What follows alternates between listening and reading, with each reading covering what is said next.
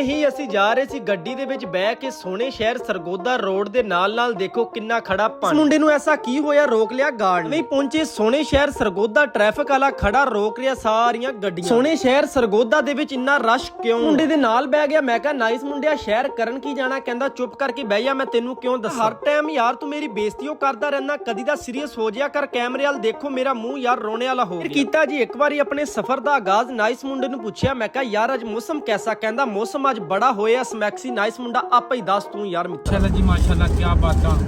ਬਹਾਰਾਂ ਅੱਜ ਤਾਂ ਗੱਡੀ 'ਚ ਏਸੀ ਚਲਾਇਆ ਵੀ ਨਹੀਂ, ਉਹ ਵੀ ਠੰਡੀਆਂ ਹਵਾਵਾਂ ਆ ਰਹੀ।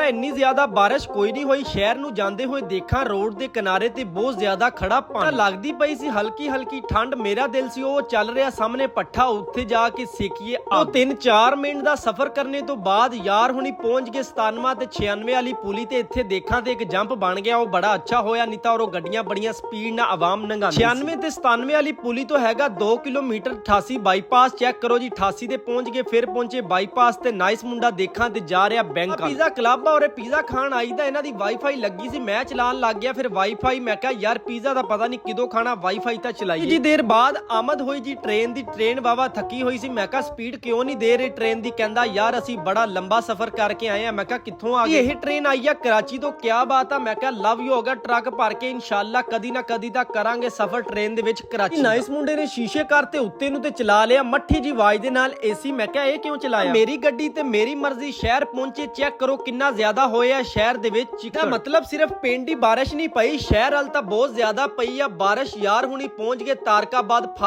ਫਾਟਕ ਤੋਂ ਸਾਡਾ ਪਿੰਡ ਹੈਗਾ ਪੂਰਾ 14 ਕਿਲੋਮੀਟਰ। ਫਿਰ ਪਹੁੰਚੇ ਜਿਵੇਂ ਯੂਨੀਵਰਸਿਟੀ ਰੋਡ ਤੇ। ਉੱਥੇ ਦੇਖਾਂ ਬਹੁਤ ਜ਼ਿਆਦਾ ਹੈ ਸੀ ਆਈ ਟ੍ਰੈਫਿਕ। ਜਿਹੜਾ ਪੁੱਲ ਆ ਇਹਦਾ ਨਾਮ ਆ ਭਾਈ ਜੀ ਪੁਰਾਣਾ। ਮੇਰੇ ਹਿਸਾਬ ਦੇ ਨਾਲ ਸਨ 1990 ਦੇ ਵਿੱਚ ਬਣਿਆ, ਹਜੇ ਤੱਕ ਇਹ ਕਾਇਮ। ਭਾਈ ਜੀ ਇੱਕ ਵਾਰੀ ਮੈਂ ਪੁੱਛਿਆ ਨਾਈਸ ਮੁੰਡਿਆ ਕੀ ਕਰਨ ਆਏ ਆਪਾਂ ਸ਼ਹਿਰ? ਕਹਿੰਦਾ ਚੁੱਪ ਕਰਕੇ ਉਰੇ ਤੈਨੂੰ ਮੈਂ ਲਾ ਦੇਣਾ ਤੇ ਭਾਈ ਤੈਨੂੰ ਜਾਣਾ ਪੈਣਾ ਉਰੋਂ ਰਕਸ਼ੇ। ਠੀਕ ਆ ਭਾਈ ਮੈਨੂੰ ਲਾ ਦੇ। ਚੁੱਪ ਕਰਕੇ ਯਾਰਾਂ ਨੇ ਆ ਕੇ ਪਹਿਲੇ ਨੰਬਰ ਤੇ ਪੜੀ ਨਮਾਜ਼ੇ ਜ਼ੋਹਰ। ਨਮਾਜ਼ ਪੜ ਕੇ ਆ ਗਿਆ ਦਿਲ ਨੂੰ। 7ਵੇਂ ਫਲੋਰ ਤੇ ਹੈ ਸੀ ਮਸਜਿਦ। ਚੈੱਕ ਕਰੋ ਥੱਲੇ ਨੂੰ ਜਾਣੇ ਦਾ ਸ਼ਾਰਟਕਟ ਰਾਹ ਲੱਭ ਗਿਆ। ਮੈਂ ਕਿਹਾ ਚੱਲ ਇੱਥੋਂ ਕੀ ਜਾਣਾ ਯਾਰ, ਸੀੜੀਆਂ ਤੋਂ ਹੀ ਆਪਾਂ ਚੱਲ ਜਾਂਦੇ ਹੁੰਦੀ ਮੈਨੂੰ ਥੋੜੀ ਜੀ ਜਲਦੀ। ਫਿਰ ਮੈਂ ਇੱਥੋਂ ਹੀ ਚੱਲ ਜਾਣਾ ਸੀ ਸ਼ਾਰਟਕਟ ਰਾਹ ਤੋਂ। ਮੈਂ ਕਿਹਾ ਚੱਲ ਸੀੜੀਆਂ ਤੋਂ ਜਾਂਦੇ ਆਪਾਂ ਨੂੰ ਕਿਹੜਾ ਜਲਦੀ। ਨਾਈਸ ਮੁੰਡਾ ਕਰਨ ਲੱਗਿਆ ਰੋਡ ਕ੍ਰਾਸ। ਮੈਂ ਕਿਹਾ ਨਾਈਸ ਮੁੰਡਾ ਜੀ ਰੁਕ ਜਾਓ, ਮੈਂ ਵੀ ਕਰਨਾ ਰੋਡ ਕ੍ਰਾਸ, ਟ੍ਰੈਫਿਕ ਬਹੁਤ ਆ, ਮੈਨੂੰ ਡਰ ਲੱਗ ਰਿਹਾ। ਇਸ ਮੁੰਡੇ ਨੇ ਫੜੀ ਮੇਰੀ ਬਾਹ, ਕਹਿੰਦਾ ਆਇਆ ਮੱਠੀ ਜੀ ਆਵਾਜ਼ ਦੇ ਨਾਲ। ਯਾਰਾਂ ਨੇ ਕਰ ਲਿਆ ਰੋਡ ਕ੍ਰਾਸ। ਦੇਖਾਂ ਤੇ ਸ਼ਹਿਰ ਦਾ ਵੀ ਬਹੁਤ ਜ਼ਿਆਦਾ ਹੋਇਆ ਸਮੈਕਸੀ। ਕਾਲੇ ਕਾਲੇ ਬੱਦਲ, ਲਾਲ ਚੜ ਗਿਆ ਸੂਰਜ। ਟਾਈਮ ਦੇਖਾਂ 4:52 ਉਧਰੋਂ ਪੂਰੇ 5:15 ਹੈਗੀ ਆ ਜਮਾਤ। ਹਜੇ ਅਜ਼ਾਨ ਵੀ ਕੋਈ ਨਹੀਂ ਹੈ। ਨਮਾਜ਼ ਪੜ੍ਹਨੇ ਵਾਸਤੇ ਭਾਜੀ ਪਹਿਲੇ ਹੀ ਜਾਣਾ ਚਾਹੀਦਾ ਮਸਜਿਦ ਦੇ ਵਿੱਚ। ਔਰ ਕੰਮ ਕਰਕੇ ਇੰਨਾ ਦਿਲ ਨੂੰ ਸਕੂਨ ਨਹੀਂ ਆਂਦਾ ਜਿੰਨਾ ਨਮਾਜ਼ ਪੜ੍ਹ ਕੇ ਦਿਲ ਨੂੰ ਆ ਜਾਂਦਾ ਸਕੂਨ। ਤੁਸੀਂ ਵੀ ਨਮਾਜ਼ ਪੜਿਆ ਕਰੋ ਯਾਰ। ਹੁਣ ਚੱਲੇ ਆ ਜੀ ਨਮਾਜ਼ ਪੜਨ। ਨਮਾਜ਼ ਪੜ੍ਹ ਕੇ ਆਗੇ ਬਾਹਰ ਨੂੰ ਨਮਾਜ਼ੀ ਦੇਖਾਂ ਤੇ ਜਾਂਦੇ ਪਏ ਆ ਆਪਣੇ ਆਪਣੇ ਘਰਾਂ। ਟਾਈਮ ਤੁਹਾਨੂੰ ਦਿਖਾਵਾਂ ਤੇ ਰਾਤ ਦੇ 7:18 ਹੋ ਗਏ ਸੀ। ਮੈਂ ਕਿਹਾ ਨਾਈਸ ਮੁੰਡਿਆ ਭੁੱਖ ਬਹੁਤ ਲੱਗੀ ਆ। ਭੁੱਖ ਇੰਨੀ ਕਿ ਲੱਗੀ ਆ ਕਿ ਢਿੱਡ ਦੇ ਵਿੱਚ ਚੂਹੇ ਨੱਚ ਰਹੇ। ਸਮਝ ਜਾ ਤੂੰ ਹੁਣ ਕਿੰਨੀ ਭੁੱਖ ਲੱਗੀ। ਇਹਨੇ ਸਤਾਇਆ ਯਾਰਾਂ ਨੂੰ ਮੀਆਂ ਜੀ ਦੇ ਕੋਲ ਪਹੁੰਚਣੇ ਤੇ ਮਜਬੂਰ ਕਰਾਇਆ। ਮੀਆਂ ਜੀ ਨੂੰ ਆਰਡਰ ਲਾਇਆ, ਨਾਲ ਹੀ ਚਨੇ ਦੀਆਂ ਪਲੇਟਾਂ ਆਈਆਂ। ਨਾਈਸ ਮੁੰਡੇ ਨੂੰ ਕਿਹਾ ਪੜ ਬਿਸਮਿਲ੍ਲਾ ਤੇ ਦੇਰ ਰਗੜਾ। ਕੋਈ ਬੰਦੇ ਨੂੰ ਭੁੱਖ ਲੱਗੀ ਹੁੰਦੀ ਆ, ਬੰਦੇ ਨੂੰ ਅਚਾਰ ਦੇ ਨਾਲ ਵੀ ਭਾਈ ਜੀ ਰੋਟੀ ਬੜੀ ਸਵਾਦ ਲੱਗਦੀ ਆ। ਇਹ ਤਾਂ ਫਿਰ ਚਨੇ। ਫਿਰ ਇੱਕ ਵਾਰੀ ਕੀਤਾ ਜੀ ਸਫ਼ਰ ਦਾ ਆਗਾਜ਼। ਮੈਂ ਕਿਹਾ ਨਾਈਸ ਮੁੰਡਿਆ ਜਲਦੀ ਜਲਦੀ ਪਚਾ ਪਿੰਡ ਤੇ ਜਾ ਕੇ ਪੜੀਏ ਨਮਾਜ਼ੇ। ਇਹ ਰਸਤੇ ਦੇ ਵਿੱਚ ਗੱਡੀ ਦੇ ਗਈ ਜਵਾਬ, ਕਹਿੰਦੀ ਮੈਂ ਨਹੀਂ ਚੱਲਣਾ, ਮੇਰੇ ਚ ਪਵਾਓ ਪੈਟਰੋਲ। ਫਿਰ 3000 ਦਾ ਪਵਾਇਆ ਪੈਟਰੋਲ। ਫਿਰ ਜਾ ਕੇ ਪਹੁੰਚੇ ਪਿੰਡ। ਤਰੋ ਵੀਡੀਓ ਨੂੰ ਅੱਛਾ ਜਿਹਾ ਲਾਈਕ ਤੇ ਮਿੱਠਾ ਜਿਹਾ ਕਮੈਂਟ ਕਰਕੇ